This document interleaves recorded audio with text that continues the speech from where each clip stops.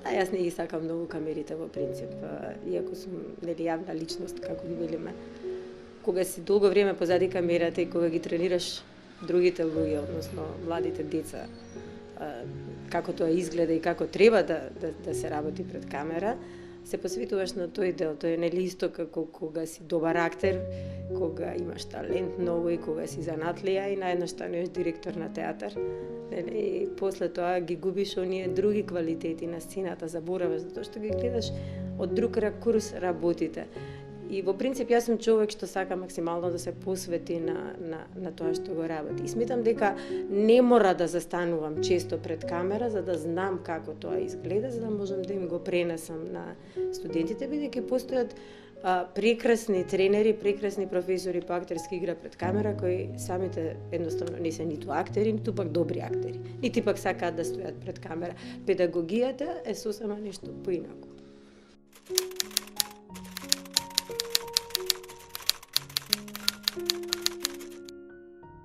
Да, јас тоа им го велам и на моите студенти често пати, тоа е дел од мојата настава. Ако знам која сум, ако знам точно од каде доаѓам, ако сум свесна за сопствените квалитети, ако имам свесност за моето постоење и место во општеството, јас немам што да кријам.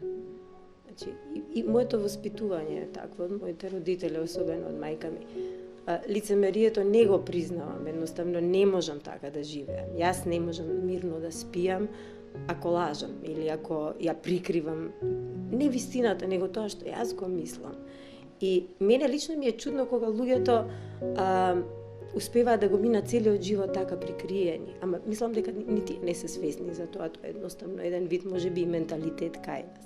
Така што јас не се срамам да кажам буквално ништо во однос на својот живот. Затоа што не сум крадела, не сум лажела, сум се водела од чувства, сум се водела по некој пати од разум и сум се обидувала да бидам колку што можам во рамките на тоа што сум јас, честна пред себе и пред другите.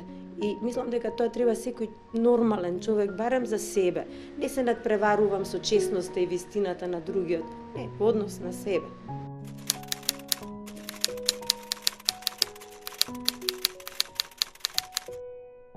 Ама, бидејќи работиме актерски игра пред камера, јас и мојот асистент, нели, мојот колега Милан, стално им велиме, на филмот нема лажење. Се е лажење, ама ти треба да си вистинит. Сета реалност ја создава режисерот, ама ти ако не си вистинит, ти ако не живееш вистински, за разлика од театарот, што можеш да ставиш маска и преку таа маска да соопштиш различни работи, баш филмот бара максимално соголување.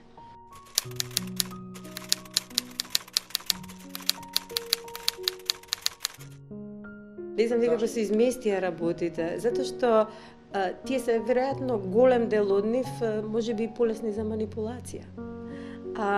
Лесно е да се искористи нивната популарност во некои политички и лични цели, каде што и тие самите имаат по некоја корист, нели, не е тоа баш така гратис. И тоа веќе не зависи од актерите, од актерството, туку од нивниот карактер. Нели стално велиме, може би се добри актери и супер, им се мнуваме капа, ама зошто влегуваат во некои сценарија политички кои на вистина нити се полезни за нив, а камоли за сите околу нив. Но тоа е прашање на карактер, прашање на тоа колку карактерот и талентот заедно успеале да создадат некоја хармонија, каде што јас не ги делам. Јас стално им велам на моите студенти, не можете да го делите карактерот. Не може јас малку глумам добро на сцена, ама малку и во политика кажувам некои работи. Не, јас сум тој што сум. Карактерот е во прашање.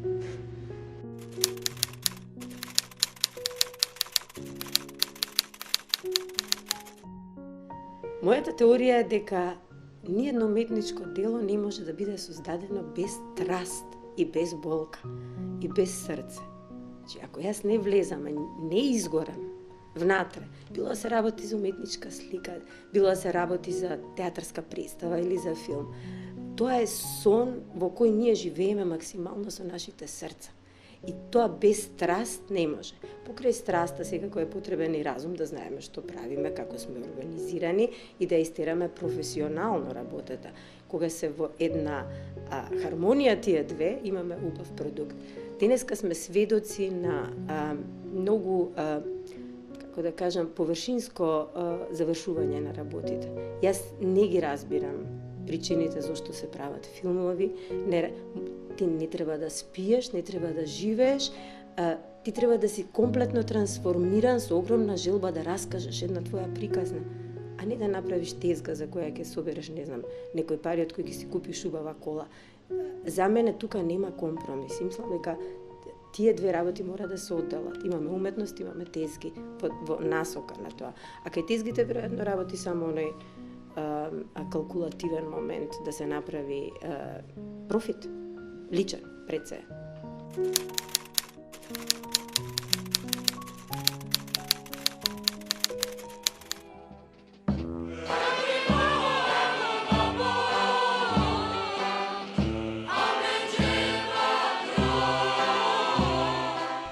Беше премиера веќе на филмот и сите ме запомнија по тоа дека нели се сооблекоста. И ден денеска има секакви коментари на таа сметка. Но во тој момент ме сретна некои двајца продуценти или беа, не знам, на бело дугме беа или така. И едниот од нив ме здогледа на аеродром и онака баш по босански акцент вика: "Хеј, ено мале со сикицама, ба!" А јас имав коментар, нели, во студиоски збор, викам, чути добре, викам, добро е што вика ено мале со сикицама, замисли да речеше ено мале без сикица. И тоа е умеев во тоа време и на еден поинаков начин да правам шеги на своја сметка.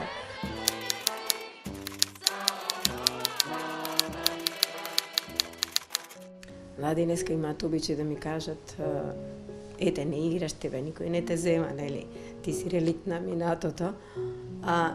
Ако никој многу ме сака и ако знае дека јас тоа што можам да, ако е свесен за моите квалитети, ако точно знае што можам да направам и ако му требам, јас знам сигурно дека ќе ме земе.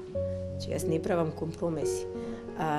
Јас не можам да играм секоја улога. Јас имам сега 51 година и не е више ено мале со сикицама. Имам други квалитети, но и треба и тие квалитети да има некои можности и капацитет да ги согледа. Да, јас можам многу да понудам, само треба некој да знае тоа да го земе. Зборувам македонски, тоа е мојот мајчин јазик. Зборувам холандски, тоа е мојот втор мајчин јазик.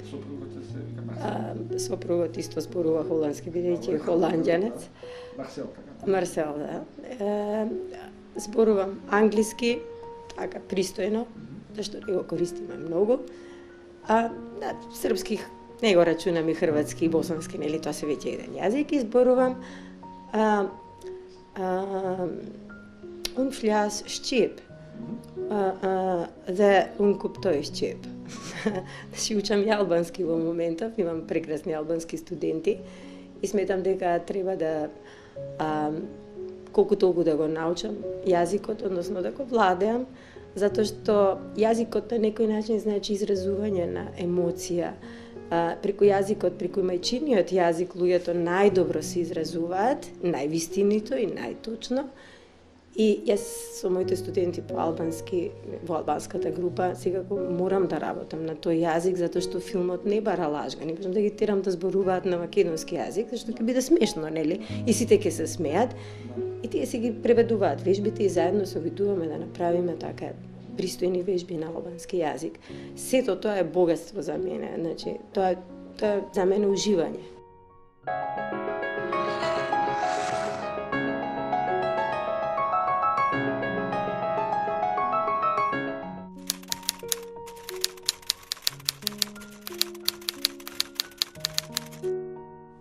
Да, бев 4 години таму, пред тоа живеев, нели, во Африка, тоа сите го знаат, имам доста патувано.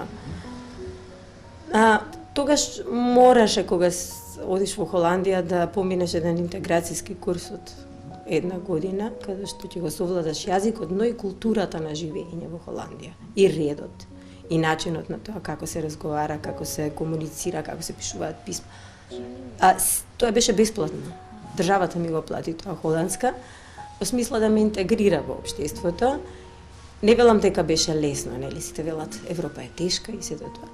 Ми беше платено чувањето на детето, ми овозможија едноставно да имам добар старт како странец, зборувам.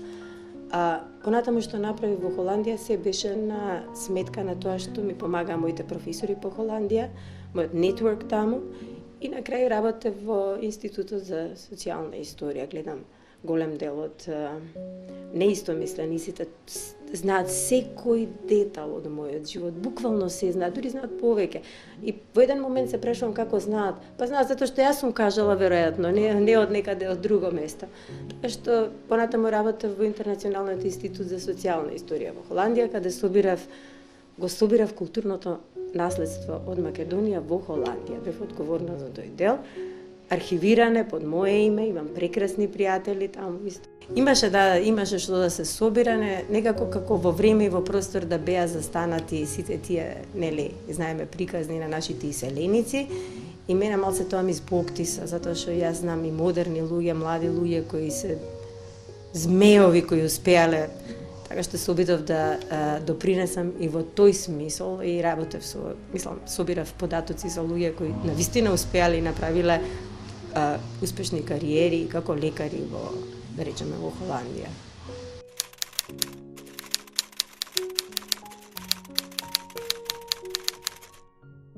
И се мислам да бидам оригинална, нели, во одговорите, како и секој пат, но тешко ми поаѓа затоа што веќе сите работи се кажани. Значи, стварно нема што да кажам повеќе. И што и да кажам, зборот пак ќе остане збор, а своевремено, нели, зборот ги менуваше работите, зборот ја имаше убиствената моќ, и денеска ја има, но за жал во некој погрешен контекст. Јас и често одбивам да разговарам, веќе апсурдно било што да се каже во една ваква ситуација. Тоа што спие не можете да го разбудите, тоа што е веќе тргнато по еден пат не можете да го запрете, тоа што веќе наумило во својата глава нешто не можете да го спречите. Има еден вид немоќ во таа смисла, немоќ на збор, немоќ на енергија, немоќ на докажување. Но од друга страна, јас и пред малку реков, јас сум среќна затоа што гледам дека моите две деца ги прават истите оние разлики во општеството што ги правам и јас. Не велам дека се идеални и добри, но јас сум успеала некако да ги издиференцирам. Важно е човекот во себе, пред себе да е искрен, чесен и важно е да може да живее со тоа и важно е да е хуман. Хуманоста не може да се отргне, хуманоста веќе станува неопходен дел на нашите карактери, неопходен дел на смислата на постоењето. И кога гледам дека имам деца кои тоа го разбираат и кои дури самите велат и што со тоа, но веќе знаат дека е тоа така, јас сум среќна. Јас сум среќна што имам такви наследници, например, и тоа е доволно за мене, а верувам дека и дел од моите студенти размислуваат како што размислувам јас. Да, може да говориме за една Македонија која е криминогена и за една Македонија која е честна. И немаме никаква подела, ние немаме ни по етничка основа, ни по политичка основа, ни по било каква друга религиозна основа. Значи имаме честни граѓани кои го почитуваат законот, граѓани кои се борат за правда, албанци, македонци, турци, роми, власи кои сакате. И од другата страна имаме исто така мултиетничка компанија која и свесно и несвесно е завлезена во еден криминоген круг. Значи ние немаме внатре етнички македонски конфликт, тоа не постои за мене. Во моментов имате само луѓе кои бранат криминал, луѓе кои прават криминал и луѓе кои сакаат тоа да го сопрат. Нема друга поделба во Македонија.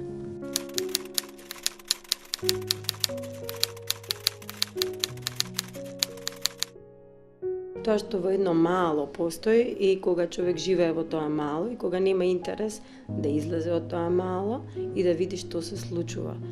Да не го наречам гето сега, пошто знаете во гето живеат луѓе кои многу малку знаат што се случува во другите околни места во истата држава и земја, а камоли во надвор од земјата.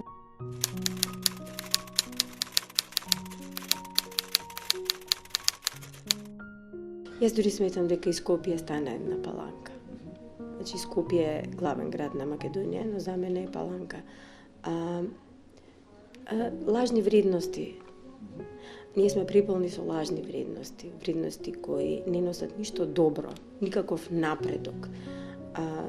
Паланичкото во нас е толку силно и јако што го надминува секоја друга потреба да се создава и да се креира, да се прави нешто поинаку. Значи, комплетно мислам дека состојбата Македонија е една Паланка. Така и напиша во делува грозно, ама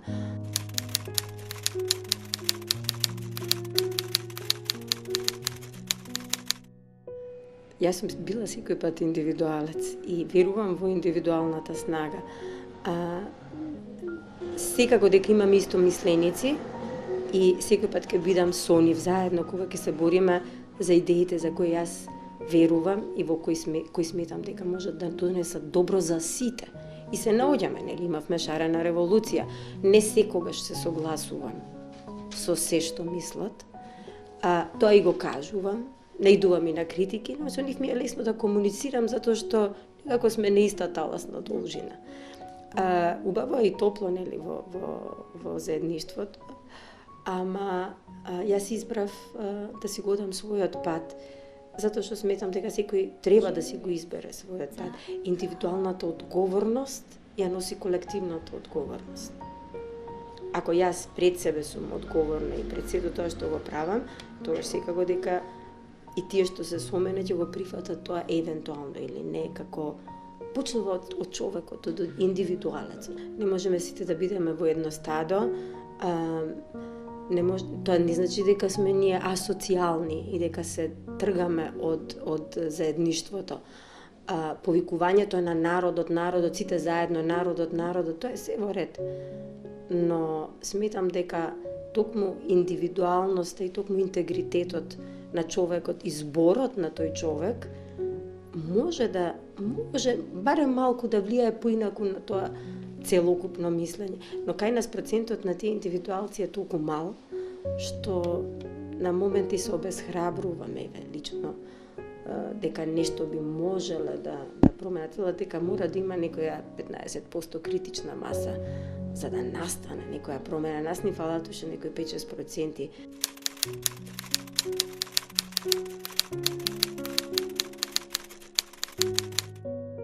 Тој исто го следеше тој курс на социјална историја и работеше, собираше од босанците културно наследство и ми кажа: ви македонци сте гори од свих других у погледу фундаментализма. Ја викам, како тоа? Па вика, во историјата, вика, само тоа го има, вика, таков начин на бескрупулозност во уништување во однос на идеја, дека постои само во... Јас не сум специјалист по историја, тој предава историја, ме зачуди во еден момент, си велам, ето, да, може би било вистина, може би постоела некоја идеја таква, некоја за чиста, голема, јака Македонија, но денеска тоа не е тоа. Значи, тоа не може денеска да се аплицира на овој пример, затоа што рековме, не може фундаментализмот со криминалот да имаат ништо заедничко, затоа што може евентуално криминалот да се крие зад фундаментализмот.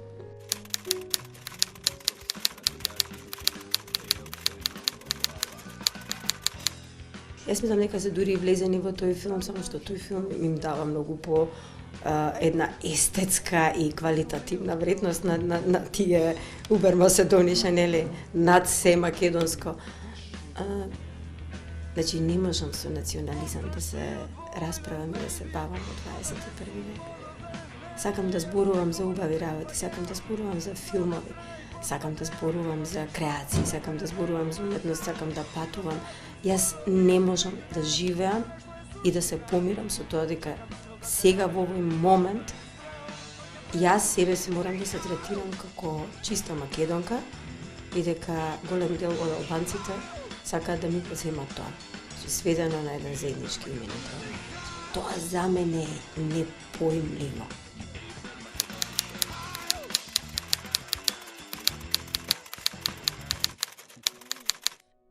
Да, имало избор, за тоа што сум имала плави очи првите неколку месеци, сини очи, ама после црни станале, па сум станала црноличка, нели?